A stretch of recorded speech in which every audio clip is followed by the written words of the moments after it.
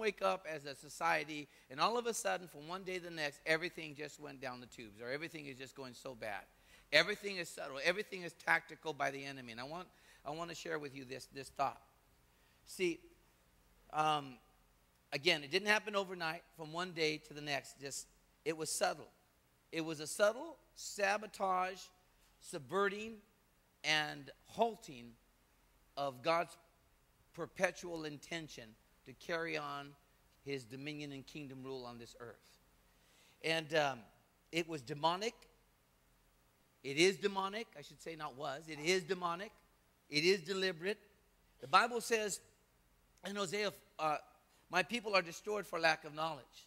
Now, the devil doesn't have wisdom, but he does have knowledge. He knows that if I can keep them away from truth, them meaning everybody, people away from the truth of the gospel. See, that's why the Bible says that he's trying to blind the mind lest they believe. He doesn't want you to believe in God, no matter who you are, whatever generation you're involved in.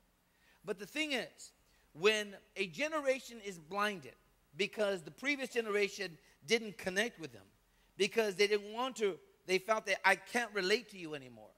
See, we get talked out of it because they have a new set of phraseology, or they have a new rhythm, a new sound, a new music, and we think like, I can't connect with that. That is so like, that is deception. That is the trick of the enemy, trying to get you to separate yourself from what you ought to be connected to. Now listen, because what I'm trying to share with you, the meaning this has is that when God's fingerprint on a generation is absent, it leaves that generation powerless. When God's fingerprint, when God's touch, when God's hand, when God's presence, when God's power is not on any generation, it leaves that generation without the power of God. See, for any generation to know about the power of God and yet you not pass it on, my friends, is criminal. And when God's fingerprint and touch and imprint, his presence, his power, and his purpose is missing in any generation, what's left are the outcries of a generation, of a generation needing healing and needing restoration, and again needing deliverance and needing freedom, not because they're a particular select group of people, but just because all humanity does. But I want you to understand this. So what can be done? I'm glad you asked the question.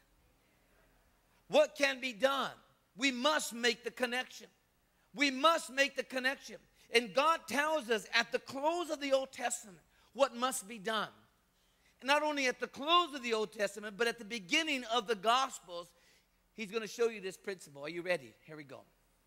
In Malachi chapter 4, verse 5 and 6, is something powerfully revealing.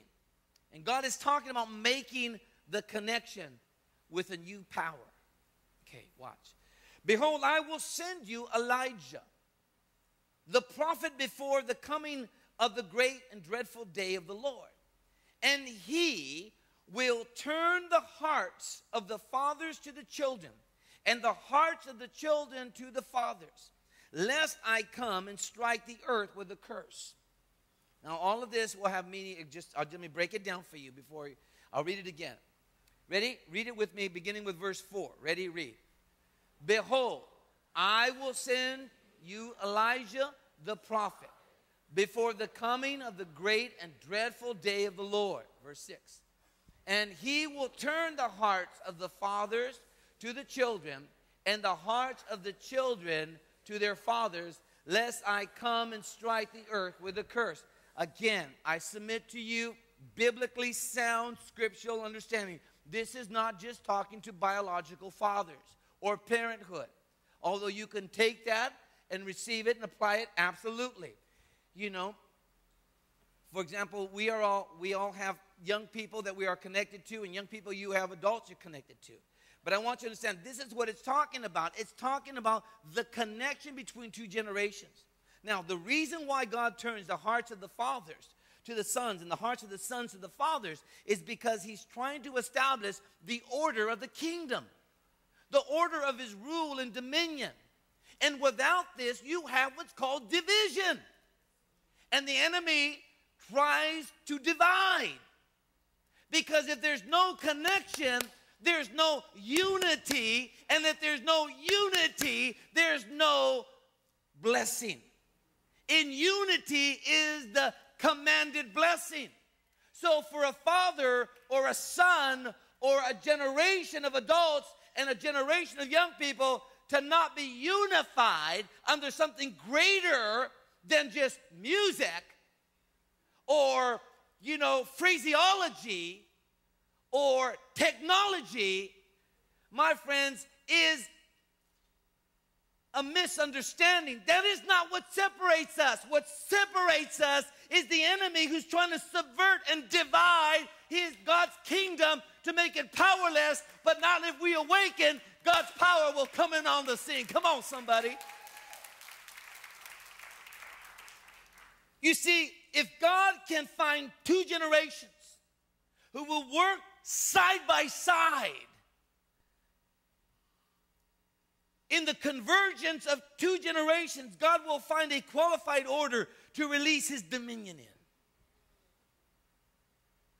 Okay, something has to change. It's called the hearts of both generations. He will change the parents' attitudes towards their children and the children's attitudes towards their parents, lest I come and smite the earth with a curse. If this does not happen, the favor of God is not in that house. The favor of God is not in that church. The favor of God is not on that society. Listen, he's telling you it's not just about your house. It's not just about your family. It is about one generation with another generation connecting so that you would get rid of the curse, and instead of the curse, you have the blessing, the favor of God. Say the favor of God. That's why the enemy wants you separated. You go to your corner, live your way. You go to your corner, live your way. And maybe you just meet at the breakfast table, and that's not even to discuss, just to look at each other and grunt.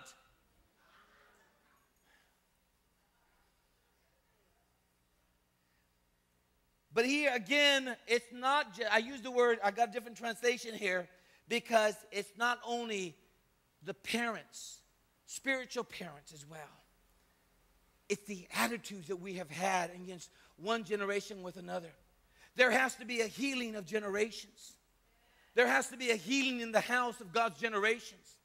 There's one generation despises the next, and this generation disconnects with the other. There has to be a healing. There has to be a new power. There has to be a new authority, and it's called kingdom rule in your house. Kingdom rule in the church. So why is this important? What are the elements? See, we can't do anything without the favor of God. We cannot do anything. We can build our church.